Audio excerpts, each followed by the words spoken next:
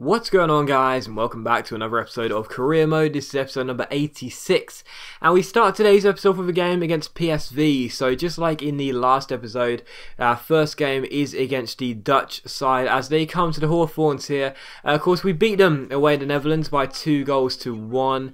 We scored our 2 goals. They hit a consolation goal back, but as I said during that game and after that game, away goals is always the focus for me in European ties. You know, don't worry about defence as much at away from home. Just worry about scoring the goals and banging them in left, right and centre. And because we scored those 2 away goals away in the Netherlands, it meant that coming into this game, PSV would have to score 2 goals, because even though if they scored 1, they'd be level on aggregate. Because we scored 1 more away goal than them, we would be going through on the away goals ruling. So just to clear that up for anyone who doesn't understand it, although I'm sure most of you do, but still, as we took on PSV, knowing they had to score 2 goals, we felt very confident indeed, and we still did play a very strong squad. Only a couple of absentees from the regular first 11, but even so, the first chance would fall to us, and Lacazette almost scored a very nice goal, rainbow flicking over the defender and then smashing it in, but unfortunately the goalkeeper made a good save and kept it scoreless. And in the 10th minute here, PSV hit the post as they came through themselves, but thankfully for us they smacked the woodwork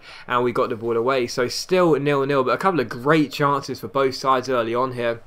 And in the 37th minute here, PSG come forward again with De Jong's header being flicked backwards. It falls all the way across the face of goal, and Memphis Depay at the far post smacks it just wide of the post and out for a goal kick. So still 0-0. Niang then missed a sitter in the 45th minute, so no goals still in the first half despite so many chances for both sides. But as things stood, we were going to take that totally fine because we were going through. So still 0-0. But in the 58th minute here, Ricardo Rodriguez wins the ball back and plays a 1-2 with Jason Davidson. Eventually the Australian left back finds Henderson, who finds Malumbu. Great ball out wide towards Ricardo Rodriguez. Our left back continues his run, goes through one-on-one, and although loses the ball, wins it back again and smashes it in at the near post to complete a fantastic run and making it West Bromwich Albion 1, PSV 0. So 1-0 to us here. It didn't really change the mentality of the game anyway, because PSV still needed to score 2 more goals. But even so, at least now we had our cushion and knew that if PSV did score their 2 goals, we wouldn't need to score again because we already had our 1 here. So it's 1-0 to us on the night, 3-1 on aggregate. Really nice goal by Rodriguez as well, running from the left side when he won the ball back and going all the way forward to scoring. So very nice goal there. It's 1-0. And in the 67th minute here, PSV come forward, trying to grab themselves an equalising goal and away back into this tie. Memphis Depay plays it forward towards his man. Eventually it's a really good chance and the shot is taken, but Ben Foster stands big at his near post and turns it behind for a corner. So still 1-0. And a few minutes later, PSV come forward again here. We win it back with Kyle Walker, and just I don't know. I mean, I make so many mistakes on this game, and I'm watching this back and it's like, you know, I remember this, obviously I played it last night, but I watch it back and I just think to myself, why did I do that? Do you know what I mean? Why did I do something as stupid as that? I think I was trying to play out from the back and do it in a cocky fashion, and I messed it up, and PSV grabbed themselves an equaliser. It probably wasn't going to matter because they still had to score another 2 goals, but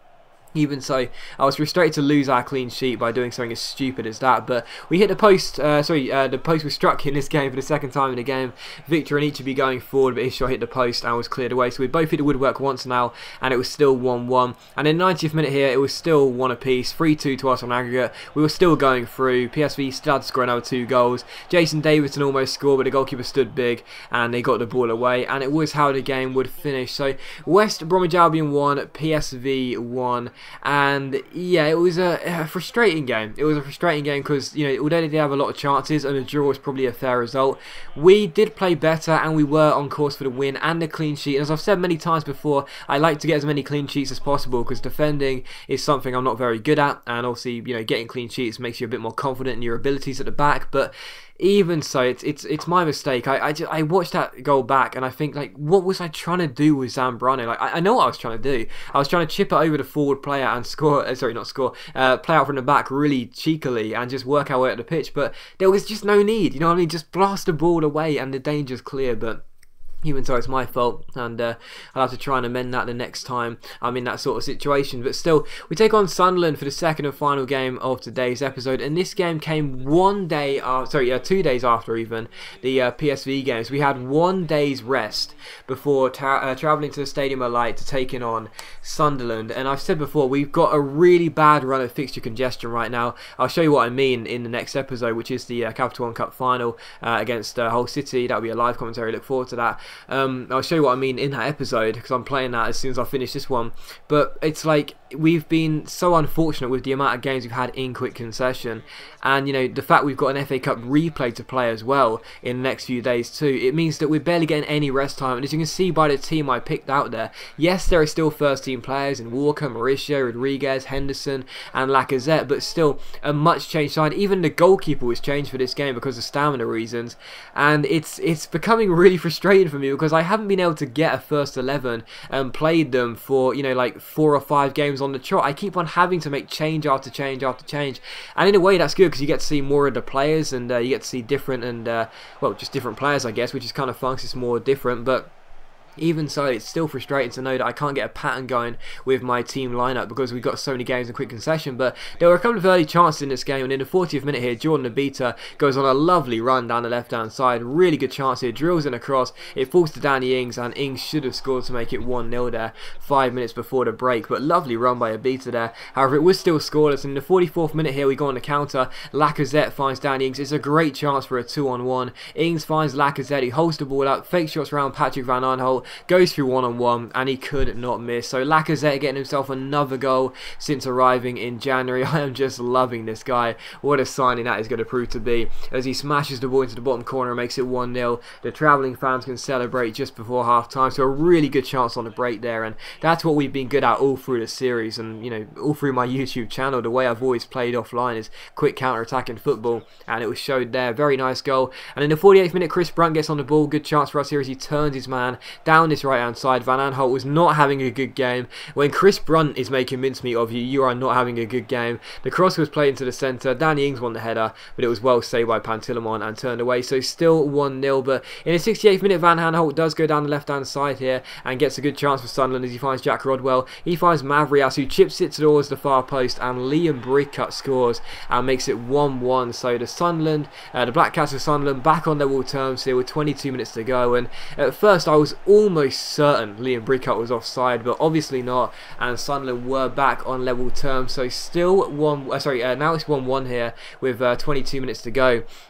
We were going to have to result in some serious doubt here, as we were desperate for the win. And in the 74th minute, Kim Seung-yu makes a good save there, and we get the ball away as it is still 1-1. And we go on the counter. Saido Berahino finding Chris Brunt down this right hand side. Fake shots around Van Aanholt, who just could not defend. He plays it into Berahino, cuts past Perrine. Really good chance here. Quick little ball roll inside. He shoots, but it's a good save by Pantilimon and turn behind for a corner. So still 1-1, but we kept the chance alive here with this set piece. Chris Brunt swings it in towards Craig Dawson, who wins the header, and again it is a fantastic save by Pantilimon. It was actually Jason Davidson in the end, but still fantastic save by Pantilimon, and it's still 1-1. And in the 90th minute here, I noticed that Sunderland had so many bodies pushed forward, and with my goalkeeper I dribble out, we just play a great ball to Danny Ings. We go on the counter, Berahino goes through here, and Bruno Alves takes him down, and in stoppage time, in basically the last minute of stoppage time, Bruno Alves is lucky to escape with a yellow card and not a red card there, as Billy Jones, the former West Brom fullback, is shepherding him away so he doesn't get himself a second yellow for dissent. But it's a really poor challenge by Bruno Alves there. He can have absolutely no complaints, and we win ourselves a penalty in stoppage time and a chance to win the game from 12 yards. So it's going to be Saido Berahino to stand up and take it against Pantilimon. Really good chance for us to secure the 3 points in stoppage time. Berahino against Pantilimon, and Berahino scores it. So 2-1 to West Brom. We steal all 3 points in stoppage time. I felt deservedly so. I felt as though we had done enough in this game to claim the 3 points. Even though Sunderland did play well in patches, I felt personally we did deserve to edge it, and so I'm very pleased that Berahino's goal there does prove to be the last incident of the game, because as you'll see, directly from kickoff, Sunderland play the ball backwards and the referee blows for full time. So Berahino gets us the goal, makes it 2-1, and the game is ours as he came off the bench to score there. So very pleased with the win. We keep the dream of winning the title alive. I don't know how much longer it's going to last, but hopefully all the way to the end. And this was a great 3 points for us as we keep that dream going. But that is going to be the end of the episode. So as always, a big thank you for watching the video, guys. I really do hope you have enjoyed it. If you have enjoyed today's episode of Career Mode, then please do leave a like, because it is much appreciated, and of course it really does help my channel out. And don't forget, the next episode will be episode number 87. It will be up tomorrow morning, and it will be that live commentary of the Capital One Cup final against Hull. So look forward to that, and I'll see you tomorrow morning.